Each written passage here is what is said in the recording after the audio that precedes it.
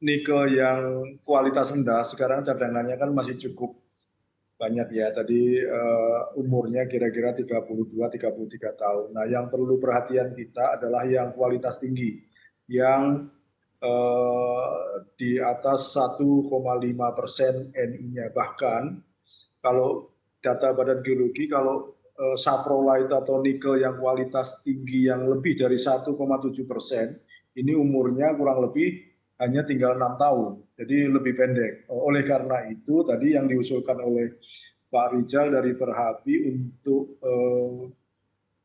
melihat kembali hilirisasi yang di kualitas yang tinggi, saprolite itu perlu diperhitungkan.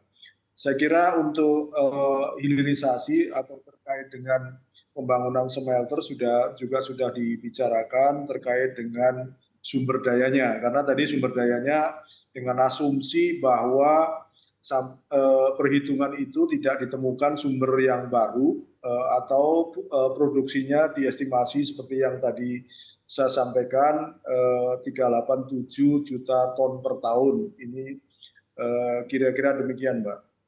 Baik, apakah tetap dilakukan eksplorasi oleh Badan Geologi SDM untuk menemukan sumber-sumber nikel baru?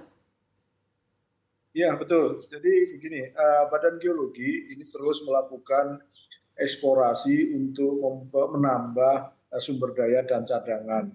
Tentu kami di Badan Geologi utamanya melakukan eksplorasi di green field atau green area untuk menemukan cadangan-cadangan baru untuk nikel. Nah, selain di saat ini yang terbesar kan sumber daya cadangan ini ada di Sulawesi ya, Pulau Sulawesi, kemudian Maluku. Nah, kami juga melakukan di tempat-tempat lain, misalkan di Papua, kemudian di Kalimantan dan juga di Sumatera. Nah, walaupun sumber daya cadangan tadi tidak sebesar di Pulau Sulawesi dan Maluku, kami mendapatkan beberapa data terkait sumber daya cadangan di 3 pulau tersebut, Mbak. Baik, kita beralih lagi ke Pak Rizal. Ya, Pak Rizal tadi disampaikan Pak Haryanto, eksplorasi ini masih terus dilakukan.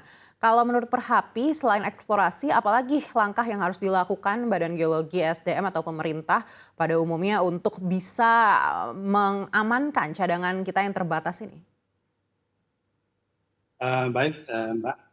Memang apa yang disampaikan Pak Haryanto tadi itu sudah merupakan hal yang sejalan dengan konservasi sumber daya dan cadangan nikel. Nah, tetapi satu hal lain yang ingin saya sampaikan adalah bahwa pemerintah itu sudah harus mengaktifkan kembali lelang wilayah eksplorasi untuk nikel. Nah, ini yang sampai saat ini kita belum tahu perkembangan atau progresnya karena memang masih digodok di Kementerian SDM untuk proses lelang ini. Nah, apabila ini digencarkan kembali, terutama lelang wilayah izin usaha pertambangan, khususnya nikel, yang sudah sangat kritis, terutama untuk yang kadar tinggi itu. Nah, ini akan membantu untuk lebih membuat industri smelter ini akan bertahan lebih lama. Nah, tetapi kalau ini makin lama tidak ada perkembangannya, kita akan khawatir bahwa smelter yang dibangun itu nantinya akan bermasalah terhadap feeding ore-nya. Baik, kita beri lagi ke Pak Haryanto. Pak Haryanto disampaikan Pak Rizal, lelang wilayah ini seperti apa prosesnya di kementerian saat ini? Ya, baik, Mbak. Untuk lelang wilayah ini sebetulnya di Direktorat Jenderal Minerba dari kami di Badan Geologi hanya bertugas menyiapkan terkait dengan sumber daya dan cadangan. Tentu ini disampaikan ke Direktorat Jenderal Minerba. Manakala kami menemukan sumber daya dan cadangan di area tertentu, maka kami akan usulkan kepada Direktorat Jenderal Minerba untuk menindaklanjuti, salah satunya adalah untuk melakukan lelang wilayah izin usaha pertambangan terkhusus untuk nikel tersebut, Mbak. Baik, artinya pada prinsipnya Badan Geologi ini juga setuju dengan prinsip lelang wilayah ini? Lelang wilayah izin usaha ini amanat dari undang-undang, jadi teman-teman di Direktorat Jenderal Minerba kan menjalankan amanah tersebut dan peraturan undang-undangan yang ada di bawahnya. Tentu ini tergantung dari sumber daya cadangan yang ada. Kalau tidak ada sumber daya dan cadangan, tentu tidak dilakukan lelang tersebut. Baik, artinya untuk mineral lain seperti timah dibutuhkan lelang wilayah juga? Baik, Mbak, saya pikir masing-masing komoditas sama terkait dengan timah baik maupun yang nikel tersebut. Kira-kira demikian aturan mainnya. Baik, kita akan beralih lagi ke Pak Rizal. Pak Rizal, untuk mineral lainnya seperti timah dan tembaga, ini tanggapan Perhapi seperti apa? Apakah memang dibutuhkan aturan khusus juga? Sebenarnya sama Mbak ya, bahwa semua produk itu atau mineral itu harus dilakukan hilirisasi di Indonesia. Timah, kemudian tembaga. Nah, kita lihat bahwa tembaga ini Freeport sama mineral itu sedang membangun smelter di Gersik dan di Nusa Tenggara Barat. Kemudian timah di Bangka. Nah, tetapi memang kelanjutannya adalah kalau kita bicara hilirisasi, industri hilir berikutnya itu apa yang harus kita bangun. Kalau tidak kita sambut produk-produk yang dihasilkan oleh smelter-smelter ini, itu nanti semua akan lari ke luar negeri. Sehingga nilai tambah yang kita harapkan bisa kita dapatkan semaksimal mungkin di dalam negeri atau di Indonesia itu akan berkurang manfaatnya bagi kita sendiri. Baik, kalau berdasarkan dari kajian Perhapi sendiri, berapa lama waktu untuk tembaga dan timah ini bisa bertahan? Kalau tembaga dan timah ini masih lama. Saya kebetulan hari ini tidak bawa datanya karena saya fokus hari ini pada nikel. Mungkin nanti bisa kita sampaikan di lain kesempatan. Baik, kita akan beralih lagi ke Pak Haryanto. Kalau berdasarkan data Badan Geologi SDM, berapa lama cadangan timah dan tembaga ini bisa bertahan?